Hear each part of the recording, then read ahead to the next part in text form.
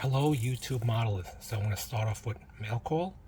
Receive Doug Hensley's new shop card. I like the 1950s, 60s graphic style. Looks like a drive-in movie. I think that's a 58 vet. Thanks Doug for the card. Next, I got a shop card from David over at Plastic Imagination Workshop. He just recently reached 500 subs, so congratulations on that. And he just recently had a build called Hank the Tank, and I was kidding around with him because he also had a friend named Frank, and we used to call him Frank the Tank, and he didn't like that. But anyway, go check out David over at Plastic Imagination Workshop. I like the Air Force inspired hot rod, the Cylon Raider from Battlestar Galactica, the Hueys, choppers, and the Peterbilts. And I also received a card from David over at Scale Models Midwest. Does a lot of NASCAR and American Muscle. It's a Ford pickup, Super B, and a Mustang LX, the notchback, not the hatch.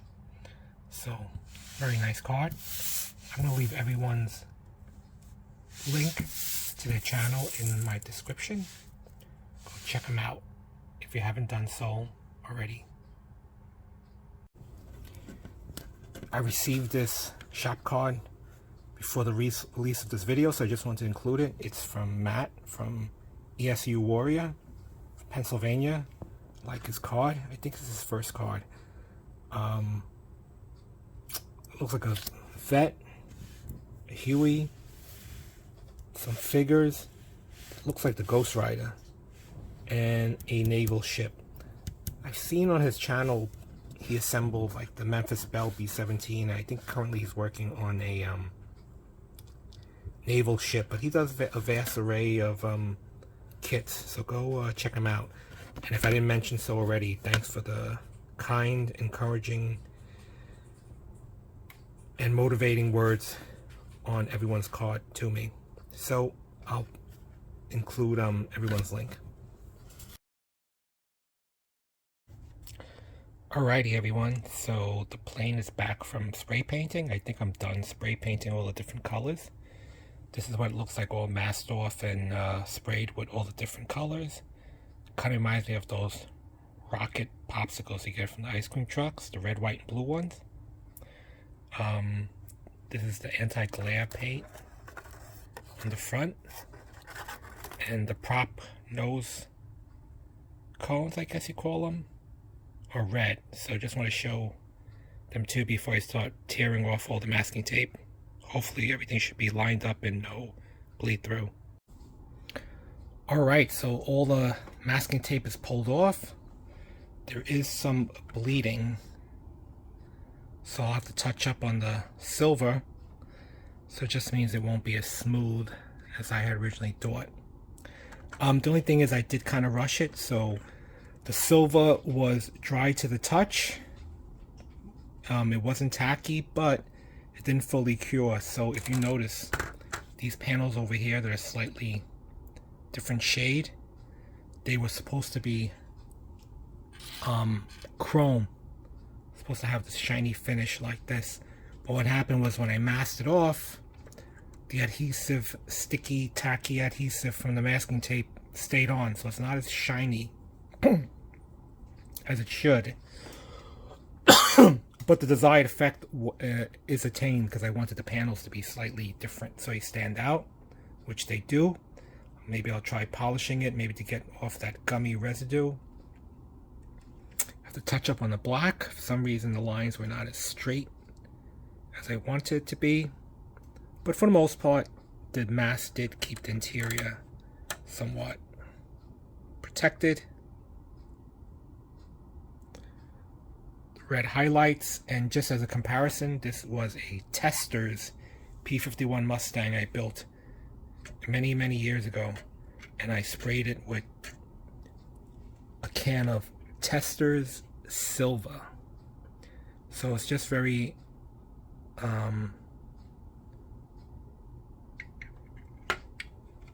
I don't know, monochromatic, just one color. So I did want the panels to be different colors. So this is just comparison. This is all silver, and this is my attempt at making some of the panels a different shade. So I just need a little bit more work on my putty next time, because I only did it once. That's why you can still see some of the lines. On the cowling, it's not that important because I put the black non-glare paint.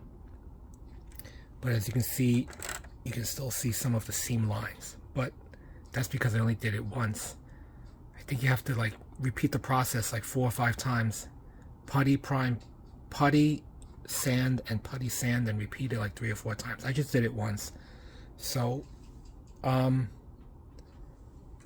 I think what I might do on these flap surfaces is I might just brush on some dull coat just to differentiate some of these panels so it's not so monochromatic. But the desired effect was attained. Okay, so I'm gonna work on it some more. Alright guys, forgot to mention that the kit comes with a boarding ladder for the pilot. It looks like this. Pivots on that axle, and it goes inside that slot, so it pivots outward for the pilot to board, and then it retracts inside the fuselage. But what happened was that it didn't quite fit right, and it got jammed inside, and I didn't want it jiggling loose inside, so I just pried it back out. It's too late to fix it because I already glued the halves together, so just wanted to mention that. Alright, so the plane is fully assembled. Only thing missing is the decals. Just want to show you guys what it looks like without the decals. Stars and bars coming up, large decal on the side. So I'll do the full reveal when the decals are on, and I have to accent the panel lines, the flaps, the weathering, things like that. Alright, so here's the final reveal on the 80th anniversary Pearl Harbor group build. So thank you Charlie Mack and Al Woods for hosting this or bringing this up to the modeling community. So here it is. Overall, I like the kit. Highly recommend it. If you guys want to build a P-38, I know there's other ones available like Tamiya, possibly Hasegawa, but this Revell one, not too bad. You know, growing up, I knew Revell made a 132 scale, and Monogram made one too, and that's why I picked up this kit, because I never got a chance to buy one or even build one. So this one is a Monogram built on the license. It's molded or manufactured in China now. Probably used to be made in the USA, but don't know if this is the original mold or not. But it's not a bad, I mean, it has a little bit of flashing, but overall it's not a bad kit. The halves fit pretty well with not too many gaps.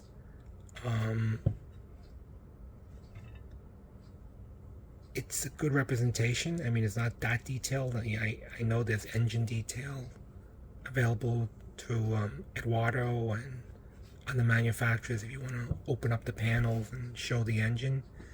But I built a Major, what is his name? Major Richard Bong, his version. Look at all those victories. I never even counted it. That's like a 3 or 4 times over ace. Was that 4 times 16?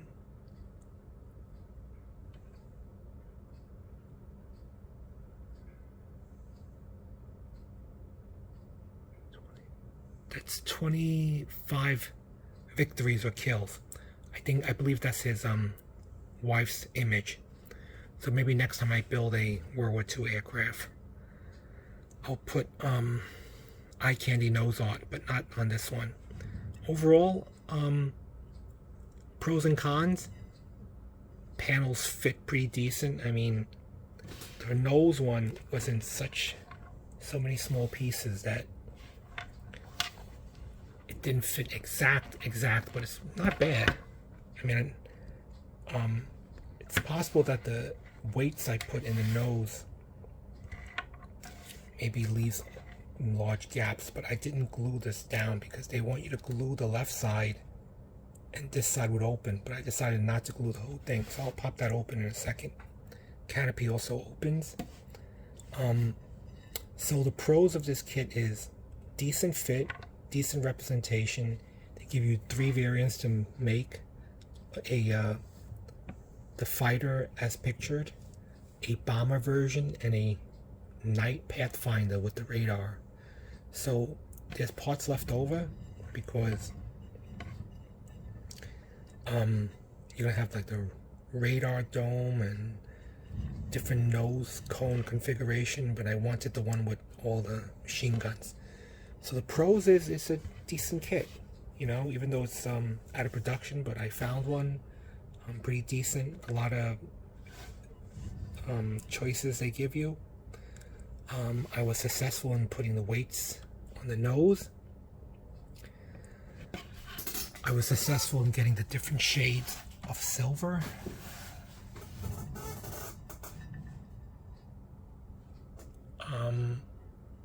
Overall, I think it was pretty decent. But some of the cons of this kit is, for example, the cockpit glass is many different pieces, it's not just 1 or 2 pieces. The top doesn't really quite fit perfectly in there.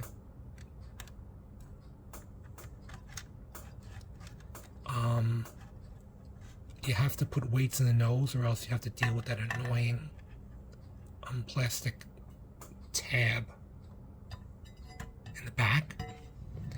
I also didn't wait for the paint to fully cure, so I got a little bit of the masking tape adhesive onto the silver paint. The P-51 I showed, I remember spray painting that while the wings and the fuselage are still on the parts tree, and after I sprayed it, I think I waited years before I was able to return to the kit. So that tester silver dried pretty well. This one I rushed it, so, but overall I like the shades or the different sheen of all the different panels. But other than that, I mean, I like the kit a lot. I'll take apart the nose and show you. If I can do this with one hand. Here we go. It's supposed to open like this, but if I glue one side, it's really not that great. So here's the close-up detail. So here's the weight. You're not really supposed to see this side, but I use fishing sinkers and Pinewood Derby high density tungsten to weigh down the front, because if you notice, the main landing gear is the fulcrum. So look at that long leverage or length of the tail. That's why I was pulling it down. So you have to put a lot of weight to counterweight that distance. So you can see the machine guns, just a light. Of course, one of the flash suppressors flew off my tweezer. Thankfully it was this one, the one that's most recessed, so you can barely see it, but you see the machine gun and the belts. See the pilot. And I'll turn it over, but hopefully you guys like my makeshift turntable. It's for my microwave. For display purposes only. So let me flip this sucker over. So the bottom is more shiny because I didn't handle the bottom as much. I opted for the rockets, even though it's not as streamlined with the rockets, but I like to show a little bit of a payload. It definitely will not be taking the bombs, because that would weigh it down even more. I attempted to weather or show a little bit of the smoke from the engines, because this is the supercharger, so I think that's the impeller, or where the I think on the B-17 is there on the bottom, but on the P-38s they're on the top, so that's where the exhaust smoke comes out. So will most likely spit out a lot of oil and get that part dirty, so that's what I did. But it's fairly fresh, so hopefully you guys like it. I'm going to follow it up with stills. And it's also interesting that the propellers are, many of the parts are labeled left and right, because on the real plane they spin opposite direction to counterbalance the torque. So they do spin, which is all my concern. So okay, so I like how they provide the decals too, because I actually magnified it and it actually does very legible, the decals.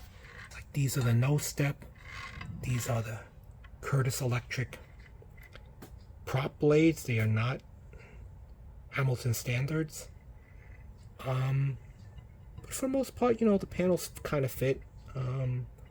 Some takeaway from this is when I build my large scale bombers, I'm going to have to either use model or hobby paint, because the pigment is finer and might dry a little faster, or just to leave a lot of time for it to cure. So hopefully you guys like it. I actually started building a lot of military before I even started building cars, so it's been a while since I built a plane. So hopefully you guys like it.